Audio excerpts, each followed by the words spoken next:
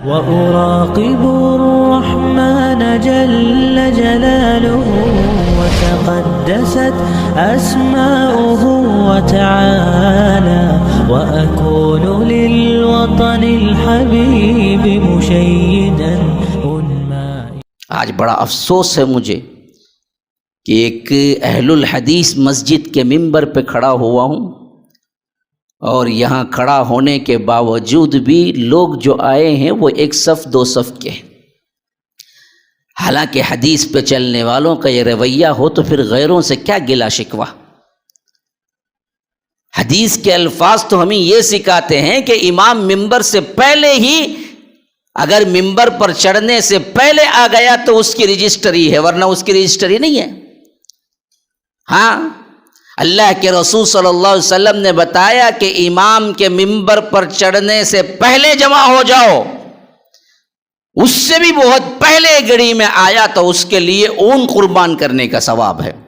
مثلا 11:30، یوں سمجھو کہ کیا ہے 11، جب بالکل کوئی نہیں مسجد میں، پہلی گھڑی وہ اللہ کے پاس ہے اس کا حساب. لیکن جو سب سے پہلے مسجد میں داخل ہوا جمعہ کو، اس کے لیے اللہ کے رسول صلی اللہ علیہ وسلم نے فرمایا کہ پورا ایک اون ذبح کرنے کا ثواب ہے.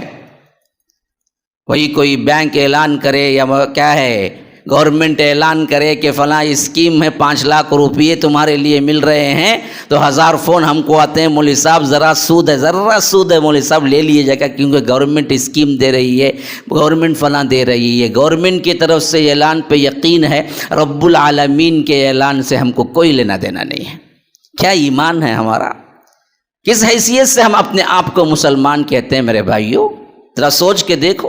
دوسری گھڑی میں آنے والا، اللہ کے رسول صلی اللہ علیہ وسلم نے فرمایا کہ گائے ذبح کرنے کا ثواب ہے. تیسری گھڑی میں آنے والا بکرا ذبح کرنے کا ثواب ہے. چوتھی گھڑی میں آنے والا مرغی اللہ کی راہ میں دینے کا ثواب ہے. 5ویں گھڑی میں آنے والا انڈا اللہ کی راہ میں دینے کا ثواب ہے. پھر فرشتے جو اللہ کی قسم میرے ممبر پہ کھڑے ہونے پہ مجھے شک ہو سکتا ہے، لیکن دروازے پہ امام کے ممبر پر چڑھنے سے پہلے یہاں فرشتے کھڑے ہوئے تھے، کیونکہ صادق المصدوق جناب محمد الرسول اللہ صلی اللہ علیہ وسلم نے فرمایا. تو امام ممبر پہ چڑھ جائے تو پھر وہ فرشتے اپنا دفتر بند کر کے بیٹھ جاتے ہیں. پھر آنے والوں کی لسٹ نہیں لکھی جاتی. فقہ کے اعتبار سے اس کا جمعہ تو ہوتا ہے، لیکن تکمیل کے اعتبار سے اس کے جمعہ میں شامل نہیں ہوتا. جو اللہ کے رسول صلی اللہ علیہ وسلم نے بتایا، جو فرشتے رجسٹر لے کے جمعہ کا کھڑے ہوتے ہیں، وہ امام کے ممبر پر چڑھنے کے بعد وہ بھی فرشتے بیٹھ جاتے ہیں خطبہ سننے کے لیے. ہماری حالت کیا ہے؟ روزی روٹی کے معاملے میں ہمیشہ آگے، اللہ تبارک و تعالیٰ کے پکار کے معاملے میں ہمیشہ پیچھے. نمازوں میں آپ آئیے، صفوں میں دیکھ لیجئے، کہتے ہیں کہ آپ جائیے، ہم نہیں جاتے، ہم یہیں بہتر ہیں، آگے جائیے. دنیاوی معاملات میں دیکھیں تو ہمیشہ آگے کے لیے لڑ پڑتے ہیں.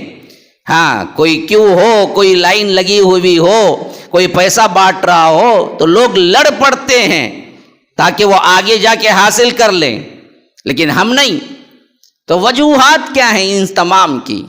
ان تمام کی وجوہات یہی ہیں کہ ہمیں پتہ ہی نہیں ہے کہ اللہ رب العالمین کون ہے اور اس پر کیسے یقین کرنا چاہیے. اس حیثیت سے اگر یقین کریں تو پھر آپ معاش کے لیے اس طرح نہیں پھریں گے. اللہ تبارک و تعالیٰ کے بلاوے پر زیادہ اہمیت دیں گے. اذا نودی للصلاۃ، میں تو اپنا عنوان بدل کے چاہتا ہوں کہ جمعہ کے احکام و مسائل بیان کر دوں. یہ حالت دیکھ کے خون کا آنسو رو رہا ہے، ٹکڑے ٹکڑے ہو رہا ہے کہ یہ کیا حالت ہے مسلمانوں کی.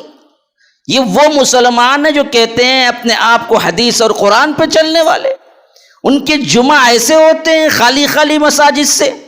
حیران ہوں کہ میں نے تقریباً 500 کلومیٹر کی مسافت طے کر کے جمعہ کا خطبہ دینے کے لیے آیا ہوں. 2 دن کی تیاری سے نکل کے آیا ہوں ایک جمعہ کے لیے کہ تاکہ اس کے ذریعے سے آپ لوگوں پر اللہ تبارک و تعالیٰ کی کچھ باتیں پہنچا دوں. آپ بازو گھر سے نکل کے 1-2 کلومیٹر سے نہیں جمع ہوتے. آخر یہ کیا حالت ہے؟ کس پہ توکل کیا ہے؟ کیسی زندگی ہم گزار رہے ہیں؟ یاد رکھو یہ کامیابی نہیں ہے. قرآن سے پوچھو کامیابی کیا ہے. فمن زحزح عن النار وادخل الجنة فقد فاز وما الحیاۃ الدنیا الا متاع الغرور. فرمایا دیکھو اصل کامیابی یہ ہے کہ اللہ نے جس کو جہنم کی آگ سے پرے رکھا، جہنم سے بچا لیا. وادخل الجنة فقد فاز، جس کو رب العالمین جنت میں داخل کر دیا، اصل یہی کامیابی ہے. فاز کہتے ہیں کامیابی کو. وما الحیاۃ الدنیا الا متاع الغرور. دیکھو یہ دنیا کی زندگی سوائے دھوکے کے کچھ نہیں ہے. اس کے لیے تیاریاں ہیں، اس کے لیے بھاگ دوڑ ہے. کماؤ جماؤ جماؤ کماؤ، کیا کر لیں گے آپ؟ کیا لے کے جائیں گے؟ موت کس کو چھوڑی ہے؟ اور موت جب آتی ہے تو کیا لے کے آپ جاتے ہیں؟ خالی ہاتھ جاتے ہیں. وہ بھی اللہ کا لاکھ لاکھ شکر ہے کہ امت کو اپنے حبیب کے ذریعے بتایا کہ اگر کوئی جا رہا ہو آخری سفر میں تو اسے کفنا کے دفناؤ. یہ تو اللہ کا رحم ہے جی، ورنہ تو ہم آئے تھے بغیر کپڑے کے. ہاں ہم تو ننگے پیدا ہوئے تھے. اللہ کا شکر ہے کہ اللہ نے دوسرے مسلمانوں پر یہ ذمہ داری دی کہ میت کو کفنا کے دفناؤ. ہاں ورنہ تو ہم ننگے آئے تھے، ملبوس دفنائے گئے. یہ اللہ کا رحم ہے کہ امت پر کہ کم از کم اسے کفن کا کپڑا ملا، ورنہ وہ بھی نہ ملتا اس کو. خالی ہاتھ ننگ دڑنگ جیسے آیا تھا ماں کے پیٹ سے ویسے ہی جاتا. لیکن اپنے حبیب کے ذریعے حکم دیا کہ اس کو کفنا کے دفناؤ. لیکن ہم نے کیا کیا؟ اسی کو سب کچھ زندگی سمجھ لیا. اجل ہی نے چھوڑا نہ کسرا نہ دارا، اسی سے سکندر صفات بہارا. ہر ایک لے کے کیا کیا نہ حسرت سے دھارا، پڑا رہ گیا یوں ہی ٹھاٹ سارا. جگہ جی لگانے کی دنیا نہیں ہے، یہ عبرت کی جا ہے تماشا نہیں ہے. یہ زندگی کیا ہے؟ ایک کرائے کا گھر ہے، ایک نہ ایک دن بدلنا پڑے گا. موت جب تجھ کو آواز دے گی گھر سے باہر نکلنا پڑے گا. اگر تم نہ نکلو گے تو تمہارے ہی اپنے خاندان کے، تمہارے ہی اپنے لخت جگر، تمہارے ہی اپنے فرزند، تمہارے ہی اپنے بیٹے جن کو تم نے کما کما کے کھلایا، وہ منو مٹی کے اندر تمہیں لے جا کے دفن کر کے آئیں گے. یہ دنیا ہے میرے بھائیوں، اصل تو آخرت ہے. اور آخرت پر یقین اسی وقت آئے گا جب رب العالمین پر یقین آئے.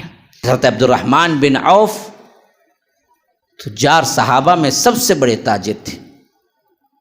اللہ کے رسول صلی اللہ علیہ وسلم نے انہیں برکت کی دعا کی تھی، اور یہ برکت کی دعا اس حد تک قبول ہوئی کہ حضرت عبد الرحمن بن عوف کہتے ہیں کہ میں مٹی میں بھی ہاتھ ڈالتا تو سونا بن جاتا. یعنی اللہ ایسا دیتا مجھے نفع. حالانکہ ان کی زندگی کا آغاز کیسے ہو رہا ہے؟ مدینہ آئے، ایک پائی بھی لے کے نہیں ہے، بالکل غریب. ہجرت کر کے مدینہ پہنچے تو اللہ کے رسول صلی اللہ علیہ وسلم نے حضرت سعد بن الربی کو بلایا اور بھائی بھائی بنایا. سعد بن الربی انصار کے تھے اور یہ مہاجر تھے، دونوں کو بھائی بنایا. اور عبد الرحمن بن عوف کے پاس کوئی چیز نہیں تھی، سب کچھ اللہ کی راہ میں چھوڑ کے آئے تھے مکے میں. سعد بن الربی حضرت عبد الرحمن بن عوف کا ہاتھ پکڑے گھر گئے، سامان اکٹھا کیا اور کہا کہ آپ آدھا اس میں سے لے لیں کیونکہ آپ بھائی ہیں، اور میرے 2 باغ ہیں، ایک باغ آپ کا، اور میری 2 بیویاں ہیں. ابھی پردے کا حکم نازل نہیں ہوا تھا. تو فرمایا کہ ایک کو دیکھ لیں، جو پسند آئے کہہ دینا میں طلاق دے دوں گا، عدت کے بعد شادی کر لیں. ایسا انفاق آپ نے دنیا میں کبھی دیکھا ہے؟ کیا چیز تھی؟ کس پہ توکل تھا؟ کس پہ یقین تھا؟ یہ سب کچھ دے رہے ہیں سعد بن الربی. ہم ہوتے تو کیا بولتے؟ بڑا شکریہ ادا کرتے اور کہتے کہ آدھا کیوں دے رہے ہیں، پورا دے دیتے تو اچھا تھا. لیکن عبد الرحمن بن عوف نے کہا کہ اللہ آپ کے مال میں، آپ کی اولاد میں، آپ کے خاندان میں برکت دے، مجھے کوئی چیز نہیں چاہیے، صرف مجھے اتنا چاہیے کہ آپ مجھے بازار کا راستہ بتا دیں، میں خود کوشش کر لوں گا۔ پھر اس کے بعد حضرت عبد الرحمن بن عوف جنگلوں میں جاتے، لکڑیاں لیتے، صاف کرتے، لے آ کے کیا ہے بازار میں بیچ دیتے۔ کبھی 1 کبھی 2 دینار مل جاتے، درہم مل جاتے تو ایک کھانے کے لیے رکھ لیتے، ایک دوسرے دن کے خرچ کے لیے رکھ لیتے۔ اس طرح بہت جلد اللہ تعالیٰ نے انہیں امیر بنا دیا، یہاں تک کہ انہوں نے شادی کر لی۔ اللہ کے رسول صلی اللہ علیہ وسلم مدینے ہی میں ہیں، عبد الرحمن بن عوف بھی مدینے ہی میں ہیں، لیکن شادی کی کوئی دعوت نہیں، نہ اللہ کے رسول کو معلوم ہوئی کہ شادی ہو گئی۔ ایک مرتبہ جو دلہا عطر لگاتا تھا اس کا ایک خاص رنگ ہوتا تھا، کبھی کبھی اس کا دھبا جو ہے بیٹھ جاتا تھا کپڑے میں۔ جب اللہ کے رسول صلی اللہ علیہ وسلم کے سامنے آئے تو عبد الرحمن بن عوف کے کپڑے میں وہ عطر لگا ہوا تھا، تو اللہ کے رسول صلی اللہ علیہ وسلم نے پوچھا کہ تمہاری شادی ہو گئی؟ کہا کہ ہاں اللہ کے رسول شادی ہو گئی۔ کوئی گلا شکوہ نہیں کہ کیا تم نے مجھے نہیں بلایا، مدینے میں شادی ہوئی۔ آج ہمارے شادیوں پہ خرچ دیکھو کیسے ہیں، حال کے لیے لاکھوں، جہیز کے لیے لاکھوں۔ ایک شادی کرتا ہے بندہ کما کے، لڑکی کا باپ، پھر اس کے بعد جو قرض دار ہوتا ہے کہ مرتے دم تک قرض دار ہوتا ہے خالی ایک بیٹی کی شادی کرنے کے لیے۔ ہم نے یہ چیزیں بدعات رسومات تو ایجاد کر لی، لیکن اصل حقیقی شریعت کو ہم بھول گئے، بلانے کا کوئی تصور ہی نہیں تھا۔ اور اللہ کے رسول نے پوچھا بھی تو یہ پوچھا کہ کیا لیا جہیز میں، گھوڑا جوڑا نہیں، بلکہ پوچھا تو یہ پوچھا کہ کیا دیا، عبد الرحمن تم نے کیا دیا؟ کہا کہ اللہ کے رسول مہر میں نے کھجور کی گٹلی کے برابر سونا دیا۔ تو دوسرا سوال ہوا تو یہ ہوا کہ ولیمہ کیا؟ کہا کہ نہیں۔ فرمایا کہ اولیم ولو بشاتن، ولیمہ کرو خواہ ایک بکری کیوں نہ ہو۔ پھر اس کے بعد وہ مشہور دعا جو ہم دیتے ہیں بارک اللہ لک و بارک علیک، وہ دعا دی تو اس برکت کا نتیجہ یہ نکلا، عبد الرحمن بن عوف کہتے ہیں کہ پھر میں اگر مٹی میں بھی ہاتھ ڈالتا تو سونا بن جاتی۔ تو میرے بھائیو، یہ تمام واقعات میں آپ کے سامنے جو بیان کیا، اس کی 2 باتیں خلاصے کے طور پر یاد رکھ لیجیے، کیونکہ جمعہ کا وقت بڑا تنگ ہوتا ہے اور اس میں بھی مجھے وقت اچھی طرح دیا گیا واقعتاً، لیکن افسوس کے ساتھ یہ کہنا پڑتا ہے کہ آپ لوگوں نے اس سے فائدہ نہیں اٹھایا۔ کوئی آیا تو پاؤ گھنٹے کے بعد، کوئی 20 منٹ کے بعد، کوئی 30 منٹ کے بعد، کہ اس کے اپنے تصور میں آیا کہ وہ آئے گا سیدھے کیا ہے نماز پڑھے گا نکل جائے گا۔ جمعہ میں بھی ہم آدھا 1 گھنٹہ دینے کو تیار نہیں ہیں۔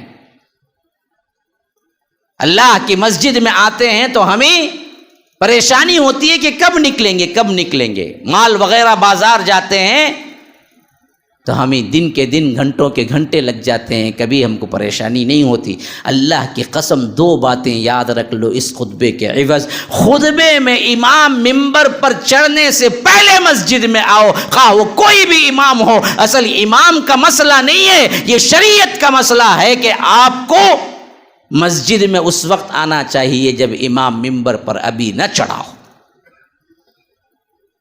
ہر جمعہ آپ ایک اون کا ثواب حاصل کر سکتے ہیں، ہر جمعہ آپ ایک گائے کا ذبح کرنے کا ثواب حاصل کر سکتے ہیں۔